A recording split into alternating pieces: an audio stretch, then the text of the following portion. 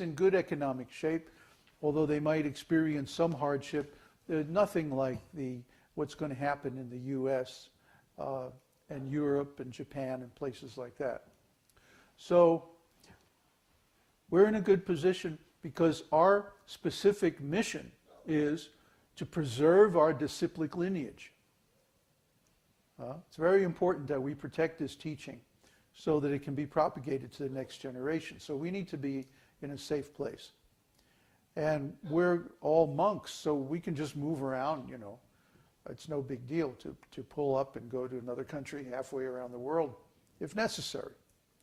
But we realize that most people are not in that situation, don't have that option, wouldn't do it even if they could, because they have responsibilities or investments or attachments or who knows what their situation is. So what's the solution for them? And we always say this esoteric teaching has a solution to all problems in this material world. So our solution is to create a network of decentralized, agricultural-based communities all over the world in different locations.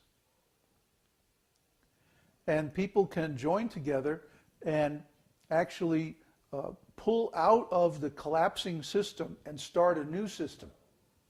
There's no meaning to surviving the economic crisis unless you have some new plan. Otherwise, what's going to happen is you're just going to do the same thing all over again. And then what's the use of that? So even all these economic stimulus and all these other methods that various leaders are proposing are simply going to postpone the final crash. It looks like we're going to have a bull market now for the next few months. But you watch, in September or October, or at latest November of this year, it's going to come back with a vengeance. And there's going to be the real crash. This was just a warm-up. Now there's going to be a phony rally for a few months based on all this government spending. And then when that runs out, well, look out. It's really going to hit the wall. We told you before, and we were right, right? So what's the chances of our being right again? Pretty good, you know? So listen to what we're saying. You have a few months of relative economic stability to get together some solution to the problem. And what is the solution? It has to be different from the system that caused the problem. So we have the solution. But you have to learn that solution and be able to duplicate it in your local area. Okay? What we're talking about is cooperative living, extended family, spiritual community, economic cooperatives, agricultural lifestyle. You're going to have to dial down your expenses to a level that you can actually afford to maintain. A lot of you are going to be on unemployment. Unemployment is eventually going to run out. So you have to have a plan for taking that free money and investing it in such a way that it will support you afterwards. And it's not going to support you in the way that you were living. It's not going to fill up that SUV. It's not going to pay for that expensive cable. In fact, it's a good idea if you stop watching television. That way you'll get free of all the nonsense propaganda. Just get a little cell phone internet router like we've got. What is that, a Nokia N95?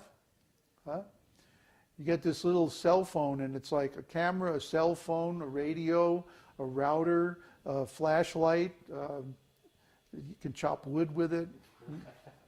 And whatever, you know, the Swiss Army phone. Oh, you can make phone calls with it too. But you get yourself a little device like that, and then you have your portable access point with you wherever you go. You can even surf the web with it. I mean, and that way you won't be out of touch with your community, your spiritual community. But somehow or other, get some people together and go to the country. Not just blindly, but with a plan. And we have the plan. It's in our Bridge Community Planning document. Okay? Yeah, it's a tough read. Why? Because it forces you to think outside the box. Just like John the Baptist. He was outside the wall, outside the town, outside the box, out there in the pasturing grounds, going, hey, hard rain's going to fall. We heard it from Bob Dylan 35, 40 years ago. And have we done anything about it? No. As a society, as a generation, as a group, we have completely failed to heed the warnings that were given to us so long ago, back in the 60s. Now we're at a time, astrologically, when planets are lining up in the same configuration that they were back in the days when the hippie movement started. So that means there's a chance now, it's coming up within the next few months, and especially as we go into 2010, there's a chance to create a new counterculture movement, a new alternative society, one that will really work this time, because it's based on Vedic wisdom. How do we do that? Well, like I say, it's all spelled out in our planning document. And when I edit this, I'm going to put the URL up here so you can go to that document and look at it. Read it. Make it a part of your planning for your own personal community. So this is our challenge, okay? The world needs a new economy, a new economic system that is grown from the bottom up. The current economic system is based on the principle of exploitation. I don't care whether it's capitalism, communism, socialism, or monarchy, or whatever it is. They're all different names for basically the same thing, where the person who's doing the work is creating value. And then some other rascal is taking that value and they're selling it for a profit and keeping the difference. They're paying you $10 to manufacture a widget, and then they're going over here and selling it for $20 and keeping the difference. That's exploitation. That's slavery.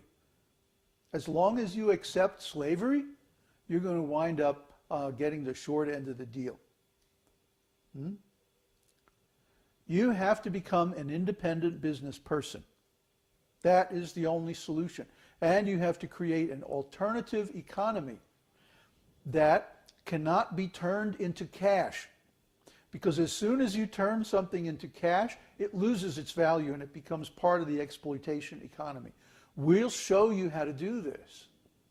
But you have to take our courses, because it's more than I can cover in this video, or actually any series of videos. It's a little bit complicated. You have to understand labor theory of value. You have to understand Gandhian social principles, Gandhian economic principles.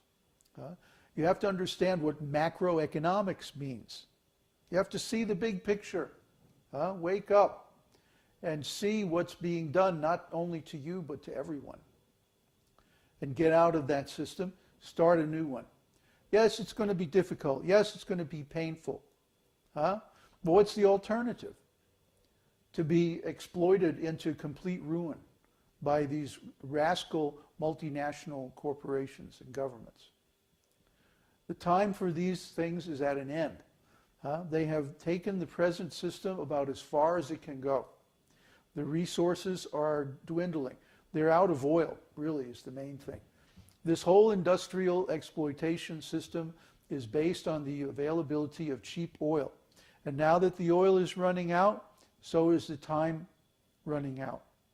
And this system is not going to be viable much longer. And it's going to turn into a resource war where the people who stay in the system are going to be fighting over dwindling resources. Already there's fighting over water. Good water is very rare, and it's getting scarcer and scarcer. So you have to get out of that system and create a new system. It's not going to happen unless you do it. It's not going to happen unless you take action. Nobody can do it for you. You have to say, I'm tired of being a slave. I'm tired of being a puppet. I'm tired of being exploited. I'm tired of being cheated. I'm tired of the value that I create with my work being sucked out of my life and turned into somebody else's profit. Somebody that I don't even know and certainly doesn't care about me. You have to get out of that, and you have to get back to the original Vedic economic system, which is based on the produce of the land. In other words, farming.